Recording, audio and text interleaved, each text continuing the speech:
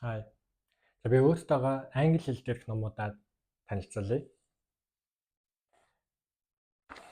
Энэ бол Франк Куртес авч ирсэн одоо critical theory гэдэг штэ. Шүүмжлэл сургууль, шүүмжлэлт онолынхон байдаг. Тэгээ Франк Куртес тэр шүүмжлэл сургууль дээр зочлохдоо авч ирсэн. Тэд нэр одоо юу хийж, ямар конференц зохион байгуулав, сүүлд юу олов энэ гэсэн одоо тайлангаа гаргасан байсан. Тэрийг надад бэлгэлж ирсэн. За тэр нь энэ философийн 50 чухал санаа идея гэсэн ном байна.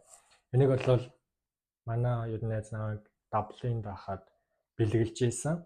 Энэ 50 санаа бүр хизээж таны бодож байгаа үгүйг бүр бүүм хийтэл харуулдаг.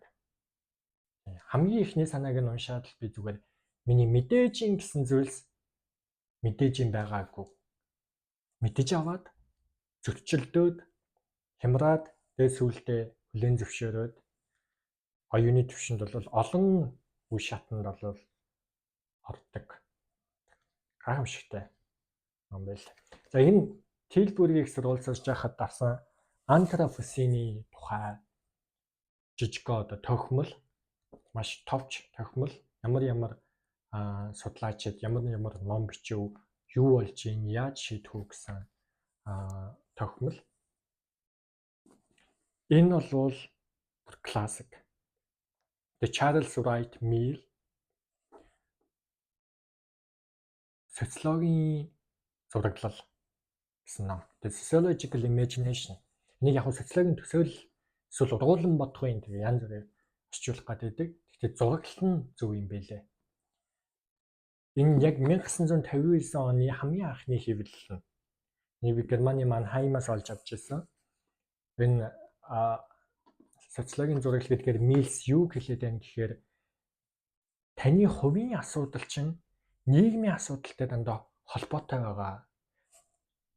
Өөрөөр хэлбэл чи ядуу гэж байгаа бол эн чинь чи ядуудаа гэхээс илүү нийгмийн асуудалтай тухайн улсын хөгжилтэй холбоотой шүү гэдгийг олж харах. Энэ хүн архичин гэж хэлж ивэл үгүй ээ. Энэ хүн яагаад архинд оров болов, яагаад архичин болов гэдэг нь нийгмийн асуудалтай уялдаатай байдаг. Тэрийг олж харна гэдэг бол социологийн зураглал. Энд л одоо социолог үүснэ гэж анх Миллс хэлж байгаа юм. Тэгэхээр дандаа энэ хувийн асуудал гэж байгаа чинь нийгмийн асуудалтай холбоотой энэ нөхцөлд нь олж харах явдал бол социологийн зураглал гэж. За энэ Erich Fromm The Sane Society буюу эрүүл нийгэм гэсэн ном. Энийг Лондонд явж байгаад Жижекийн ном энэ төстэй цуг авч ирсэн. Бүр ихийн умай психоанализ энэ төр яаж нийгэмд хувь хүнд тийм үү таны сэтгэл зүйн байдалтай хүртэл яагаад хүмүүс комфорт зоноос гарах дурггүй байдаг вэ? Гэтэл яагаад гарах ёстой байдгүй тэр гэдгийг тэр анализуудаар цогтон авч үзэж өөр бас энэ системийг энэ бидний амьдарч байгаа капитализм гэсэн системийг шүүмжилсэн. Онлын үднэс гайхамшигтай. Монголд бол Erich Fromm бас нэлээд орчуулагдлаа. Тийм. Sane Society-аас нэг өдөр орчуулагдах байх гэж найдаж байна. За дараагийн ном Sigmund Freud The Psychoanalysis гэсэн ном байна. Энд бол зүүд бидний яагаад зүүдлээд байгаа, ямар учир шалтгаантай таны хүүхэд нас тэр ямар чухал хил хальтрах зүгээр нэг хил хальтрчлаа sorry биш шүү. Тийм. Ухамсаргүй секс давсан хүсэл энэ бүхэн ямар чухал гэдгийг Sigmund Freud ярьж байгаа шүү дээ. Биднэд л өнөөдөр нэг Sigmund Freud зөндөө асуудалтай ер нь бүтэхгүй шинжлэх ухаанч биш. Одоо юу гэдэг ингээл амархан муулчж байгаа шүү дээ. Sigmund Freud ондол наалдаатай гэж байгаа шиг. Гүт чинь. Тийм үү тухайн үедээ психологи бүр bullshit байхад тийм үү? Бүр суурьтай үгүйсгэж яхад хувьсгал хийсэн психологийг өнөөдрийн түвшинд авчирсан хүн штэ Sigmund Freud. Өнөөдөр л бид нэр Sigmund Freud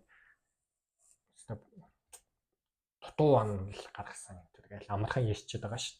Тийм. За дараа нь бол хин Simone de Beauvoir нийт 1000 гаруй хуудастай нэлийн зузаан ном бичсэн. Энэ бол мэдээж классик ном нь Second Sex. Энэ бол шууд 3 онол яриад эхэлж байгаа шүү дээ. Хамгийн ихэнд. Нэгт Darwin тэргүүтээ биологийн үүднээс эрэгтэй хүн, эмэгтэй хүний ялгаа biological data. Хоёрт шууд психоанализ, гуравт Марксийн historical materialism буюу түүхэн материализм. Ингээл эмэгтэй эрэгтэй хүний ялгаа биологийн хувьд яаж ирсэн, сэтгцийн хувьд яаж явж ирсэн.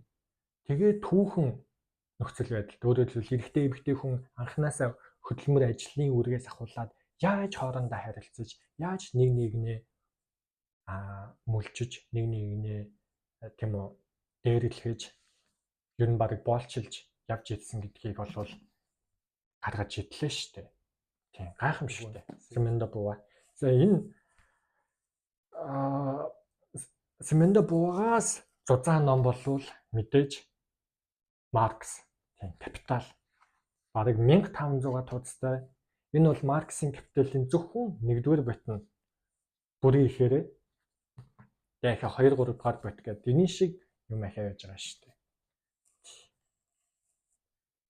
За нэг манай найз надад бэлгэнд өгч байсан.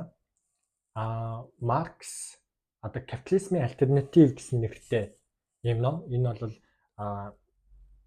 зохиогч Маркс бол тийм үү айл 200 жилийн өмнө ажуулт үржилт тийм үү баг телевизч байгаагүй үед, интернет байгаагүй, технологи тийм л оюухан юу вэ тийм биткойн юу вэ тийм байгаагүй үед капитализмын анализ хийж ирсэн болвол одоо энэ бүх цаг үед ярий гэсэн.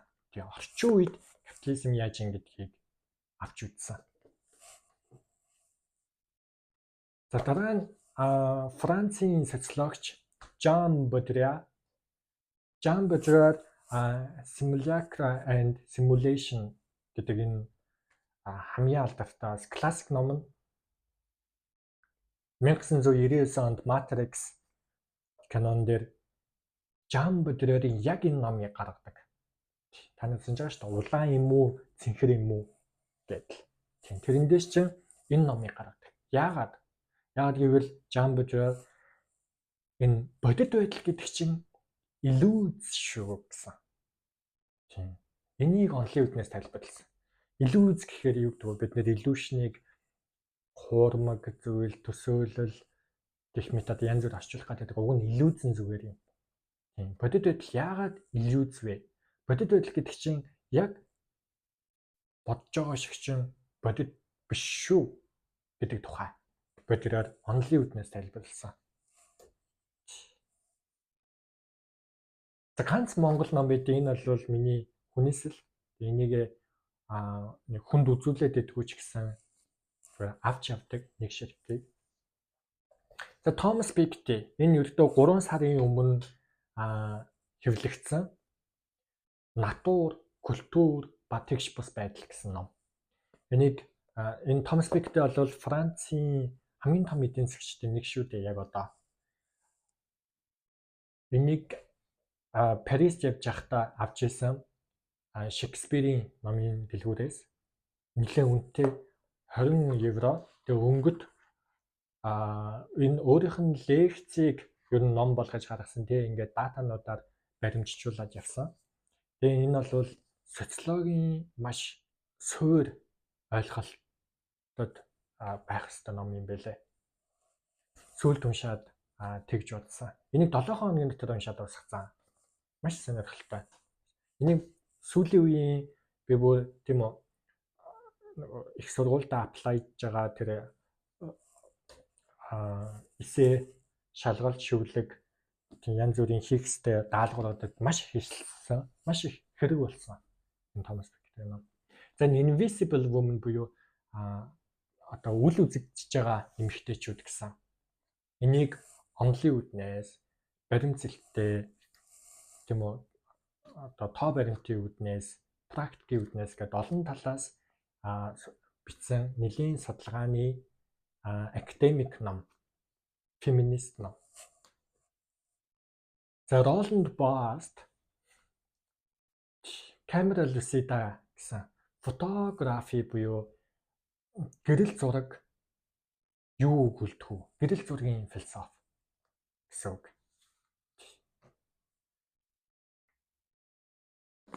За энэ Петербургт болон Никлас Лугманы бодит байдлын нийгмийн байгууламж гэсэн ном. Мэдлэгийн социологийн ном. Мэдлэгийн социологи бол социологийн салбаруудаас нэлийн нарийн өндөр түвшний салбар. Зүгээр нэг социологийн суурь мэддэг байлаа гэд эсвэл 1-2 дугаар курсын оюутан байлаа гэд мэдлэгийн социологийг ойлгох тийм ч амар биш.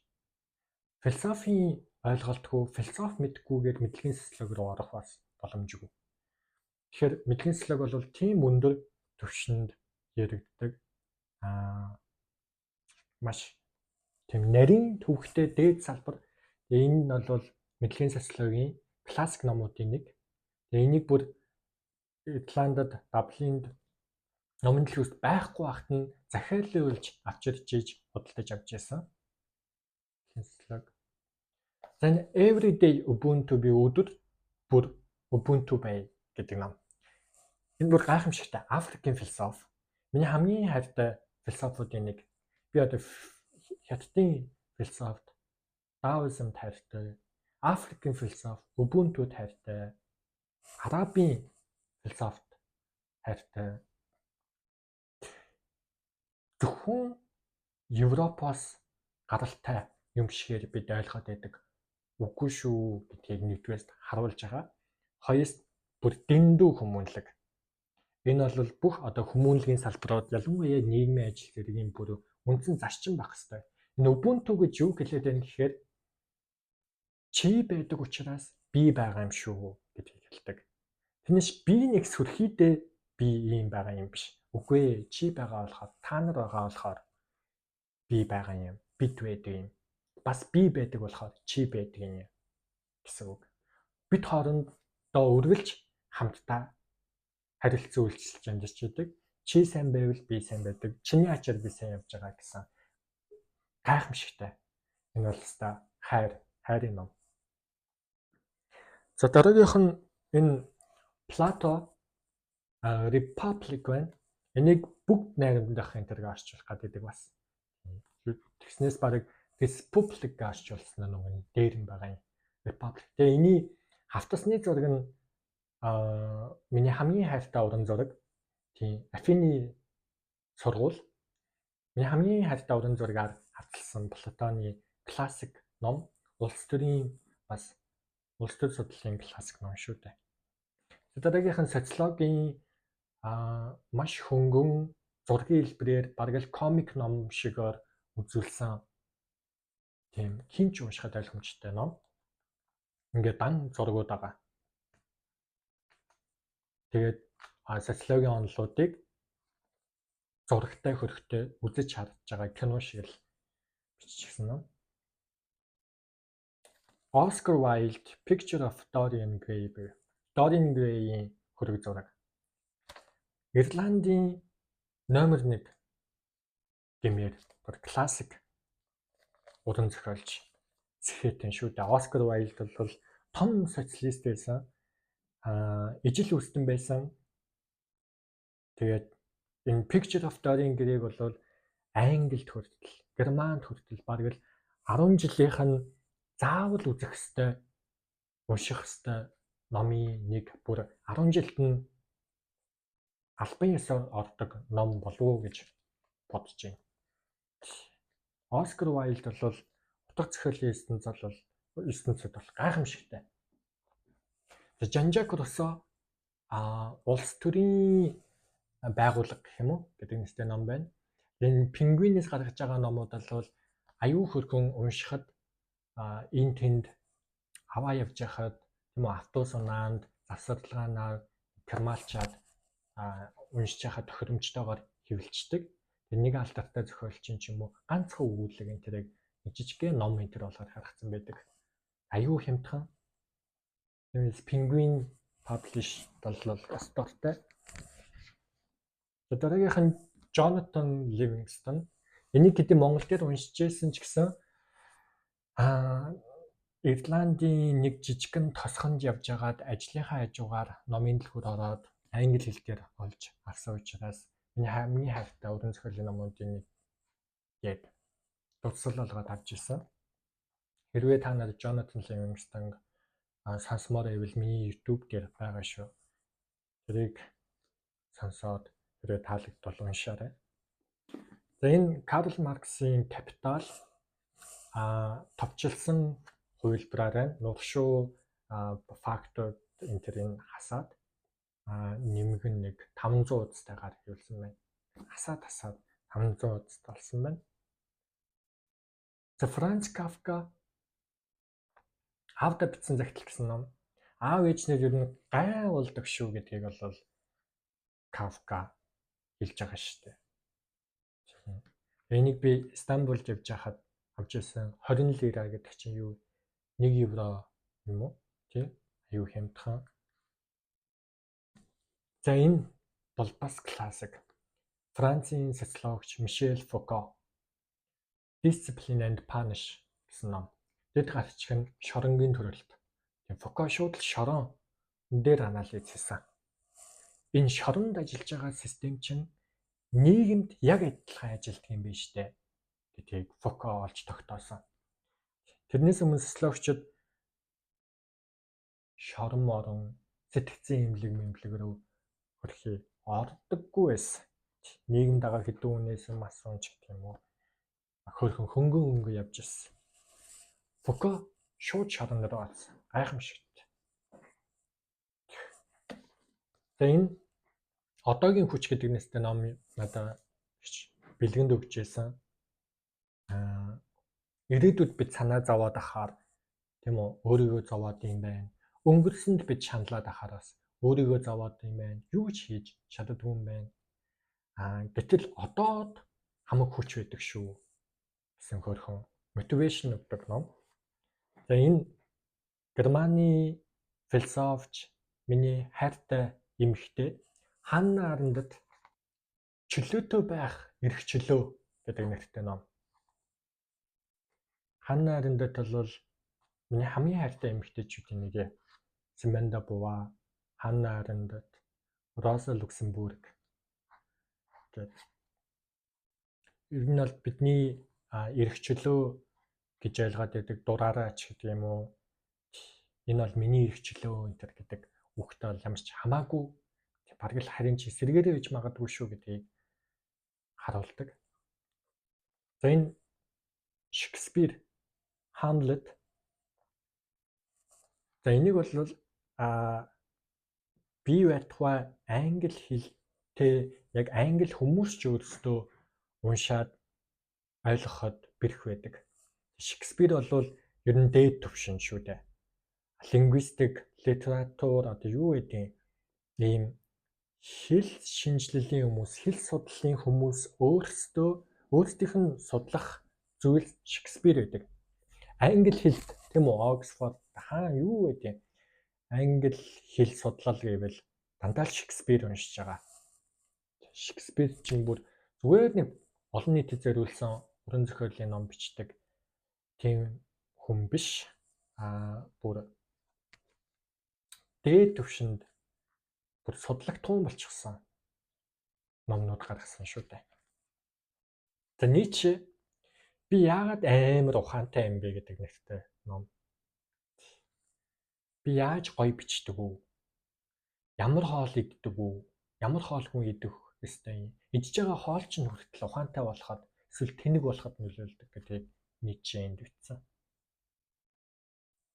За Марк Твейн хулгайлагдсан цагаан зан гэдэг 2 евро хүрэхгүй тийм ганц зоосоор авчиж байгаа юм хөрх ном. Германлаад Германд ичээд энэ тэнд явж байхдаа унших зүгээр байдаг.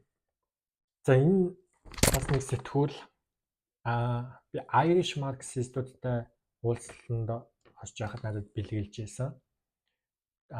Энэ зураг бол James Connolly шүү дээ. James Connolly бол Ирландын марксист том хувьсгалч.